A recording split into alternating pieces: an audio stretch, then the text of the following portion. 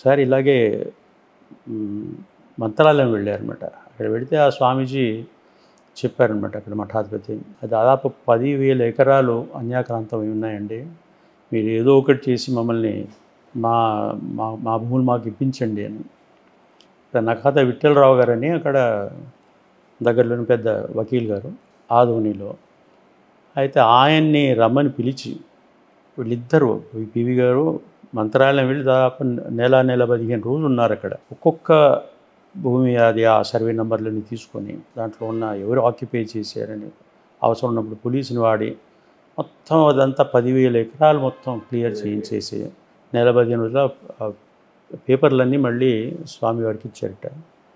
అంటే ఇది నకాతే విఠలరావు గారు నాకు చెప్పిన కథ ఇది. అంటే కథనా నిజమా అది నాకు తెలియదు, కానీ ఇది అంటే ఆయన చెప్పిన తన ఎక్స్పీరియన్స్ చెప్పారనమాట.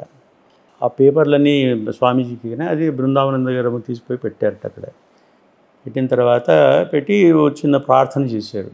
పివి గారు చాలా కష్టపడ్డారు, నెల 15 రోజులు ఇక్కడే ఉండి అన్ని విషయాలు చాలా బ్రహ్మాండంగా అన్ని సార్ట్అవుట్ చేసినారు, మీ ఆశీర్వాదం కావాలి అని రాఘవేంద్ర స్వామికి మరి ఆయన ప్రార్థన చేశారని చెప్పారనమాట. ఆయన తర్వాత ఏదో పువ్వు మీద నుండి పడిందని ఆ పువ్వు పివి గారికి ఇచ్చి దేశంలో అత్యున్నతమైన పదవి మీకు లభిస్తుంది అని 63లో ఆ స్వామీజీ వీరికి ఆశీర్వాదం ఇచ్చారని నకాతే విఠలరావు గారు నాకు చెప్పారనమాట.